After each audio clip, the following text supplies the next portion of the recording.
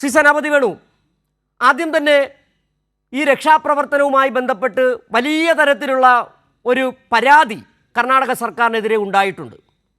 ആദ്യ ദിവസങ്ങളിൽ എങ്ങനെയാണ്, എത്ര പേർ ഇതിൽ പെട്ടിട്ടുണ്ട്, എത്ര പേരെ ജീവൻ രക്ഷിക്കാൻ കഴിഞ്ഞു എന്ന തരത്തിലുള്ള ഒരു ഔദ്യോഗികമായ വിശദീകരണവും ഇടപെടലും കർണാടക സർക്കാരിൻ്റെ ഭാഗത്തുനിന്നും ഉണ്ടായിട്ടില്ല.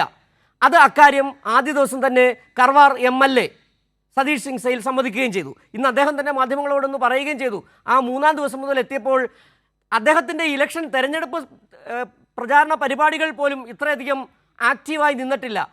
അങ്ങനെയാണ് കേരളത്തിൻ്റെ നിങ്ങളുടെ താല്പര്യം കണ്ടുകൊണ്ട് ഞാനും നിങ്ങളോടൊപ്പം നിൽക്കുന്നു എന്ന് പറയേണ്ടി വരുന്നൊരു സാഹചര്യം. ആ പിഴവ് തന്നെയല്ലേ ഈ 10ാം ദിവസത്തിലെയും ആ ഉദാസീനത, ആ അന്ന് തുടങ്ങിയ ഉദാസീനതയുടെ ഒടുവിലല്ലേ ഈ 2ാം ഘട്ടത്തിലെ ഊർജ്ജസ്വലമായ പ്രവർത്തനത്തിലേക്ക് എത്തിച്ചേർന്ന് അതിൽ കേരളത്തിൻ്റെ ഇടപെടൽ വളരെ ശക്തമായിരുന്നില്ലേ?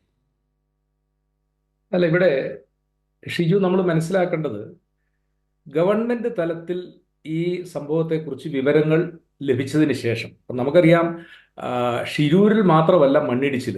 ഈ മഴക്കാലത്ത്, കർക്കിടക മാസത്തെ മഴക്കാലത്ത് രാജ്യത്തിന്റെ പല ഭാഗങ്ങളിലും മണ്ണിടിച്ചിലും വെള്ളത്തിൽ ആളുകൾ പോവുകയും വാഹനങ്ങൾ അപകടത്തിൽപ്പെടുന്നതുമായ നിരന്തരമായ വാർത്തകൾ. ഇപ്പൊ അവിടെ തന്നെ എത്രയോ ആളുകൾ മരണപ്പെട്ടിരിക്കുന്നതാണ്. അപ്പൊ കർണാടകത്തിൽ തന്നെ പല സ്ഥലത്തും, കേരളത്തിലും, നാട്ടിലൊട്ടുക്കും പല സ്ഥലത്തും. അപ്പൊ ഇത് യഥാസമയം അധികാരികളുടെ എന്താ പറഞ്ഞ അവരുടെ ചെവിയിൽ എത്തിയില്ല എന്നുള്ളത് വളരെ ശരിയാണ്. പക്ഷേ അതിനുശേഷം നടന്ന അല്ലെങ്കിൽ നടക്കുന്ന ആ റെസ്ക്യൂ ഓപ്പറേഷനുകൾ, അത് ഒരു അലംഭാവോ ഉദാസീനതയോ അതിലില്ല എന്നുള്ളതാണ്. മനുഷ്യസാധ്യമായി ഇന്നിപ്പോ major general Shri Indrapal sir, അദ്ദേഹം കോർ ഓഫ് എഞ്ചിനീയേഴ്സിൽ നിന്ന് റിട്ടയർ ആയ ആളാണ്. ഈ രംഗത്ത് വലിയ വിദഗ്ധൻ. അതായത് ഞാൻ മനസ്സിലാക്കുന്നത്, ലത്തൂരിലെ ഭൂകമ്പം അന്നത്തെ രക്ഷാപ്രവർത്തനങ്ങൾക്കൊക്കെ നേതൃത്വം കൊടുത്ത, അന്ന് അദ്ദേഹം വളരെ എന്താ പറഞ്ഞ കരസേന ഉദ്യോഗസ്ഥനായിരുന്നു. അപ്പോൾ വലിയ അനുഭവ സമ്പത്ത് ഉള്ള ഒരാളാണ്. അപ്പോൾ അദ്ദേഹവും ഒക്കെ വന്ന് അവരെല്ലാം നമ്മളോട് പറയുന്നത് എന്താ, മനുഷ്യ സാധ്യമായ കാര്യം. അവിടുത്തെ പ്രശ്നം കുറച്ചു മുമ്പ് നമ്മൾ അവിടുന്ന് കേട്ടതാണ്. ശ്രീ ഇന്ദ്രപാൽ സാറിന്റെയും വാക്കുകൾ കേൾക്കുന്നു, മറ്റാളുകളുടെയും വാക്കുകൾ കേൾക്കുന്നു. നദിയിലെ കുത്തൊഴുക്ക്.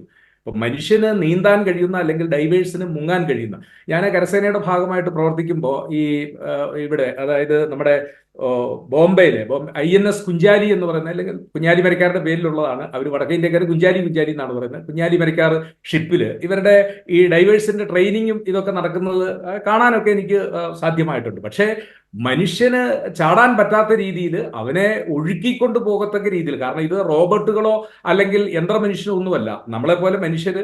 അത് ഡൈവേഴ്സിന്റെ ഡ്രസ്സ് നമുക്കറിയാം, ഏറ്റവും എന്താ പറഞ്ഞ ശരീരത്തോട് ഒട്ടിച്ചേർന്നിട്ടുള്ള ഏറ്റവും കനം കുറഞ്ഞ രീതിയിൽ, ചിലപ്പോൾ അതിന്റെ എന്താ പറഞ്ഞ ഈ കീറിപ്പോകാനുള്ള സാധ്യതയൊന്നുമില്ല, പക്ഷെ ശരീരത്തോട് ചേർന്ന് നിൽക്കുന്ന ഏറ്റവും കനം കുറഞ്ഞ രീതിയിലുള്ള ഉടുപ്പുകളാണ്. അപ്പം ഇതുമായിട്ട് വെള്ളത്തിലേക്ക് ചാടുന്ന ഒരു സാധാരണ മനുഷ്യൻ, അവർ ട്രെയിനിങ് കിട്ടിയിട്ടുണ്ടോ എന്നുള്ളതേ ഉള്ളൂ. ഇപ്പം എന്നെ പോലെ, ഷിജുവിനെ പോലെ, റെജി ലൂക്കോസിനെ പോലെ, ഇവിടെ ഇരിക്കുന്ന പ്രസാദിനെ പോലെ, നമ്മളെ പോലുള്ള മനുഷ്യരാണ് ഈ ഡൈവേഴ്സ് ആയിട്ട് പോകുന്നത്. അവർക്ക് കിട്ടിയിരിക്കുന്ന ട്രെയിനിങ്, അവർക്ക് കിട്ടിയിരിക്കുന്ന പ്രാക്ടീസ്, അവരുടെ കയ്യിലുള്ള എക്യുപ്മെന്റ്സ്, ശ്വസിക്കാനുള്ള ഇതൊക്കെ വെച്ചാണ്. പക്ഷേ ഇപ്പൊ പറഞ്ഞതുപോലെ മനുഷ്യന് സാധ്യമായിട്ടുള്ള 2 നോട്ട് അല്ലെങ്കിൽ 3, അവിടെ നിന്ന് 6, 7, 8ലേക്കൊക്കെ പോയി കഴിഞ്ഞാൽ ചിലപ്പോൾ നമ്മുടെ ബോഡി പോലും അടിച്ച് കൊണ്ടുപോകത്തക്ക രീതിയിലുള്ള അതിശക്തമായ ഒഴുക്ക് നടക്കുന്നു. ഏതായാലും ഇന്ന് ശ്രീ ഇന്ദ്രപാൽ സാറിന്റെ ഒക്കെ നേതൃത്വത്തിൽ വന്നിരിക്കുന്ന ആ സംഘം ഒരു 3-4 സ്ഥലങ്ങൾ ലൊക്കേറ്റ് ചെയ്തിരിക്കുന്നു. ഇനിയിപ്പോ ഇതും ശരിയാണോ എന്ന് നമുക്ക് കൃത്യമായിട്ട് പറയാൻ പറ്റത്തില്ല. കാരണം എന്താണെന്ന് വെച്ച് കഴിഞ്ഞാൽ, ഇപ്പൊ അവർ പറയുന്നത്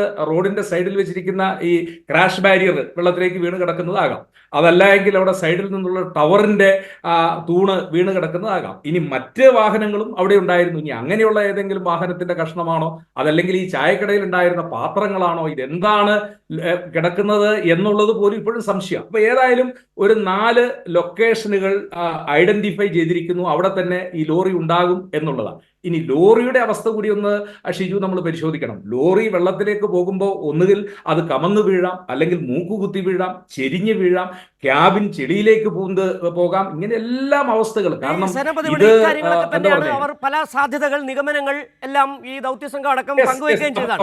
പക്ഷെ ഇവിടെ ഉയരുന്ന പ്രശ്നം, താങ്കൾ ഇന്ന് അവതരിപ്പിച്ച പ്രശ്നം കൂടിയുണ്ട്. താങ്കൾ പറഞ്ഞത് ഇന്നത്തെ ഈ അടിയൊഴുക്കിന്റെ കാര്യമാണ്. ഇന്ദ്രപാലൻ വന്ന് പറഞ്ഞത് ഈ 2 നോട്ട് 3 നോട്ട് വരെ നേവി സംഘം സാധാരണഗതിയിൽ ഇറങ്ങാറുണ്ട്. പക്ഷേ ഇവിടെ 6 നോട്ടിന് മുകളിലാണ് ഈ അണ്ടർ കറണ്ടിൻ്റെ ഒരു ശക്തി എന്ന് പറയുന്നത്. അത് ഇന്നത്തെ ഒരു വിലയിരുത്തലാണ്. ഇന്ന് നേവി സംഘം ഇറങ്ങിയപ്പോഴാണ് മനസ്സിലാക്കുകയും ചെയ്തത്. പക്ഷേ ആദ്യ ദിവസം മുതൽ, അതായത് 3-ാം ദിവസമാണ് കേരള സർക്കാരിനെ അറിയിക്കുന്നു മലയാളിയായ ഒരാൾ ഇക്കൂട്ടത്തിൽ പെട്ടിട്ടുണ്ട്. 3-ാം ദിവസം അറിയിക്കുകയാണ്. അതിനുശേഷം കേരളത്തിലെ സർക്കാർ ഇടപെടുന്നു. അവിടെ ആദ്യം വന്നെത്തിയത്, പരിശോധനയ്ക്ക് എത്തിയത് നേവിയാണ്.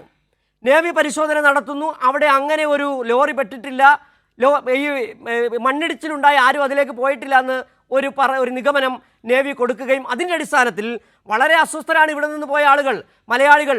മനാഫ് എന്ന് പറയുന്ന ലോറി ഉടമ, രഞ്ജിത്ത് ഇസ്രായേലി എന്ന് പറയുന്ന ആൾ, വളരെ കൃത്യമായി നേവി വന്ന് പറയുകയാണ് ഇവിടെ അങ്ങനെ ഒരു ലോറിയില്ല, അങ്ങനെ ആളുകളുമില്ല എന്ന് പറയുമ്പോൾ സ്വാഭാവികമായും അവിടെ പിന്നീട് കരയിലേക്കാണ് അന്വേഷണം പോവുകയും ചെയ്യുന്നത്.